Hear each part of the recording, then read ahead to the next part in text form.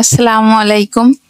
আশা করি আপনারা যে যেখানে আছেন সবাই অনেক ভালো আছেন, সুস্থ আছেন।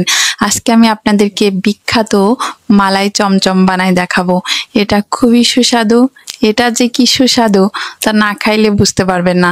এটা বানাইতে কিন্তু খুব কম উপকরণ লাগে এবং খুব সহজে বানানো সম্ভব।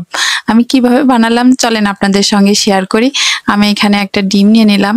ডিমটা সুন্দর করে কাঁটা চামচের সাহায্যে ফেটে নিব। ডিমটা কিন্তু নর্মাল তাপমাত্রায় থাকা লাগবে, ফ্রিজ থেকে বের করে দিবেন না। আর এখানে আমি নিয়ে নিলাম 1.5 কাপ গুঁড়া দুধ, ফুল 1.5 কাপ না, 1.5 কাপের একটু কম। আপনারা চাইলে 50 গ্রামের একটা প্যাকেট দিয়েও এরকম মিষ্টি বানাই ফেলতে পারবেন। আর দিয়ে দিলাম আমি এখানে 1/2 চামচের কম বেকিং পাউডার। আর দিয়ে দেব 1 চামচ ঘি। ঘিটা আমার ফ্রিজে ছিল বলে দলা পাকায় আছে, একটু সুন্দর করে আমি মাখাই নিব। এটা সুন্দর করে দুধের সঙ্গে মাখাই নিতে হবে, মিশাই নিতে হবে। চামচের সাহায্যে মনে হচ্ছে হবে না, হাত দিয়ে সুন্দর করে মাখাই নেই। এটা বানানো কিন্তু খুবই সহজ, এত সহজে যে এত দারুণ মিষ্টি বানানো যায় আপনারা না বানাইলে কিন্তু বুঝতে পারবেন না। এত টাকা দিয়ে কেন দোকান থেকে মিষ্টি কিনে খাবেন, নিজের বানানো মিষ্টি খাওয়ার ভিতর মজাই আলাদা। এ দেখেন আমি এটা সুন্দর করে মাখাই এরকম শেপ দিয়ে নিলাম মিষ্টিগুলোর। আপনারা আপনাদের সাইজ মতো করে নিতে পারেন, ছোট বড়। আমি এরকম সাইজ করে নিলাম। এখানে আমার এগুলো মিষ্টি হলো। এখন আমি মিষ্টিগুলোকে দুধে ফুটাই নিব। দুধটা কিন্তু মাত্র একটা বলক দিব। দুধটা পাতলা দুধ দিয়ে বলক দিলে মিষ্টিগুলো ফুটাইলে বেশি ভালো হয়। এখানে আমি 2টা এলাচ ফল দিয়ে দিছি। এলাচ ফলগুলো আপনারা চাইলে গুঁড়া করে দিতে পারেন। আমি দিলাম। এলাচ দেওয়ার কারণ হচ্ছে একটু সুঘ্রাণ হওয়ার কারণে দেয়া। পরে আমি এলাচ দুটো তুলে নেব। মিষ্টিগুলো আমি এর ভিতর দিয়ে দিলাম। দিয়ে আমি মিনিমাম এখানে 10 থেকে 15 মিনিট ফুটাই নিব। এভাবে বলক উঠলে আপনারা বারবার ঢাকনাটা উঁচু করে দেবেন, তাহলে আর দুধটা পড়ে যাওয়ার সম্ভাবনা থাকবে না। এই দেখেন আমি 10 থেকে 12 মিনিট পরে ফিরে আসছি।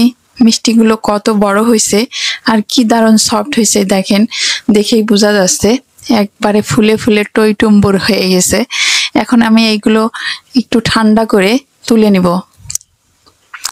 আপনারা যে যেখান থেকে দেখছেন অবশ্যই আমার পেজটা ফলো করে দেবেন আর আমার ইউটিউব চ্যানেলটা সাবস্ক্রাইব করে দেবেন। আমার ভিডিওর নিচে বেশি বেশি লাইক কমেন্ট শেয়ার করবেন।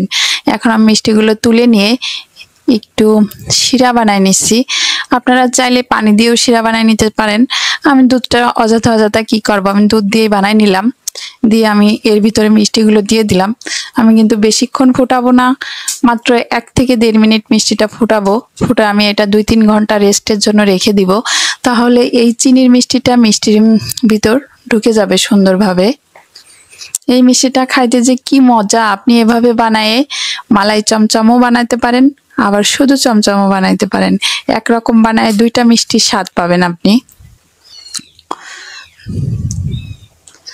আমি একটু ঢেকে এটা রেখে দিছিলাম, 4 ঘন্টা রেস্টে রেখে দিছিলাম। দেখেন কি দারুণ লাগছে।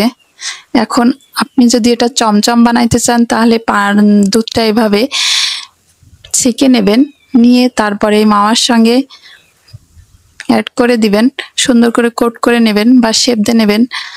দেখেন মাওয়াটা শুধু একটু ঘি দিয়ে বানাই নিচ্ছি আমি, গুঁড়া দুধ দিয়ে। এটা খেতে যে কি মজা তা বলার মতো না। আপনারা অবশ্যই আমার পেজটা ফলো করে দিন আর আমার ইউটিউব চ্যানেলটা সাবস্ক্রাইব করে দিন। আপনারা সবাই আমার পাশে থেকেন। দেখেন মিষ্টিগুলো কি দারুণ লাগছে। আপনারা কিন্তু এই মিষ্টি দিয়ে জামাই আদর করতে পারবেন, মেয়ের শ্বশুর বাড়ি দিতে পারবেন।